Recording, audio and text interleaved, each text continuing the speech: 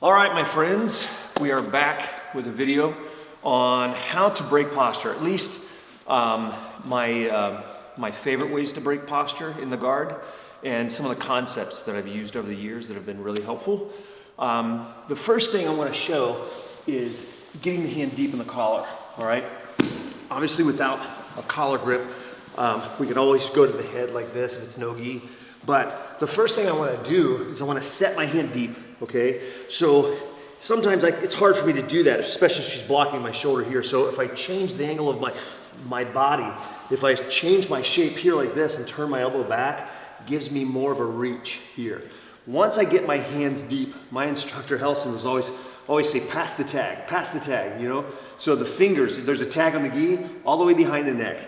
I want to make that grip and I want to settle in. Now, the most important part, in my opinion, of breaking posture is the timing, okay? If the person on top is very strong and their posture is good, I'm wasting a lot of energy trying to break them down, okay? So the best time to break them down is actually when they try to pass the guard, right? So when they're structured here, right, in the guard, it's very hard to break them because they're really focused on preventing this, okay?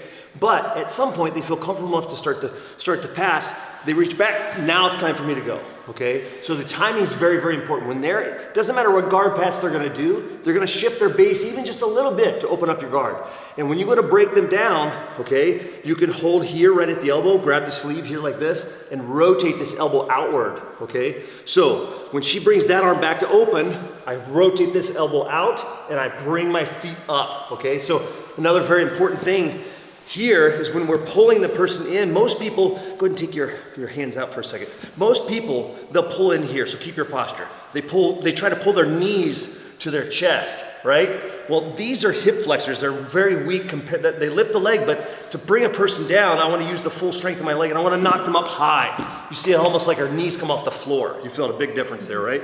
So all of that combined together, all four limbs are working to break them down. So when she goes to shift her base, boom, I break her down, immediately I wrap the neck, okay? I want to start talking about attacking the collar because most of the time that's what folks are going to be worried about when you break them down. And one hand's already deep in the collar. So if their hand's on the floor, there's all sorts of other attacks. Most of the time they're going to have their hands on the inside trying to posture themselves back up. That curves their spine if I hold their head down, and now I start taking that space away little by little, start walking up to the high guard.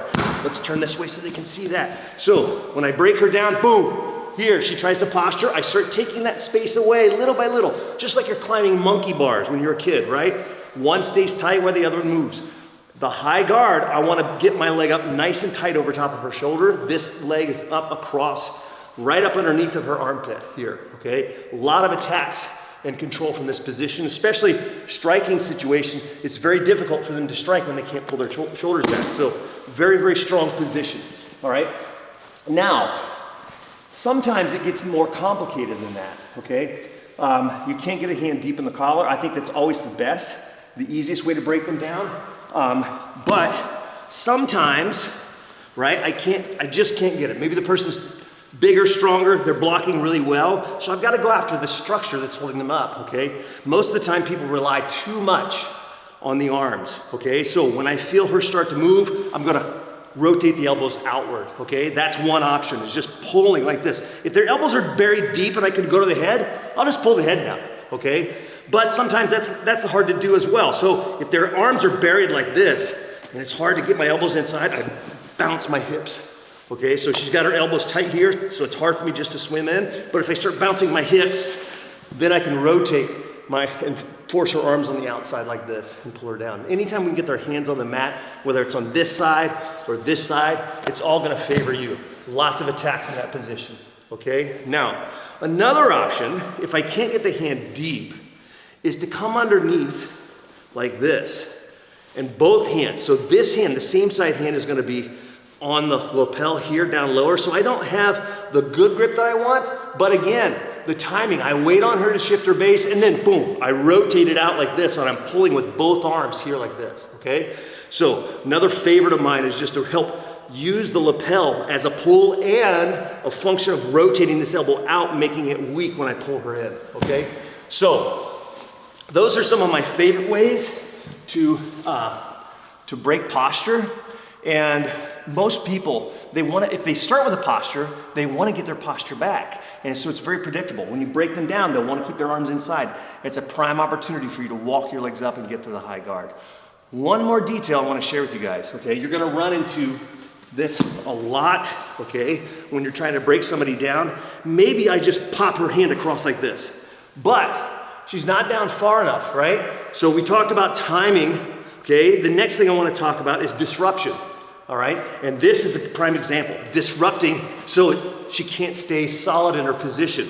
So here's another option. I pop this across, but look, the elbow's still there. So I pull, anytime I feel that connection to me, I pop it again. Sorry, it's a little bit rough, I know.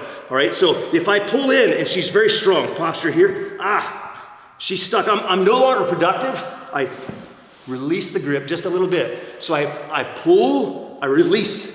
Pull her down, pop, okay? And then wrap, and then we start the attacks from there, okay? So, sorry.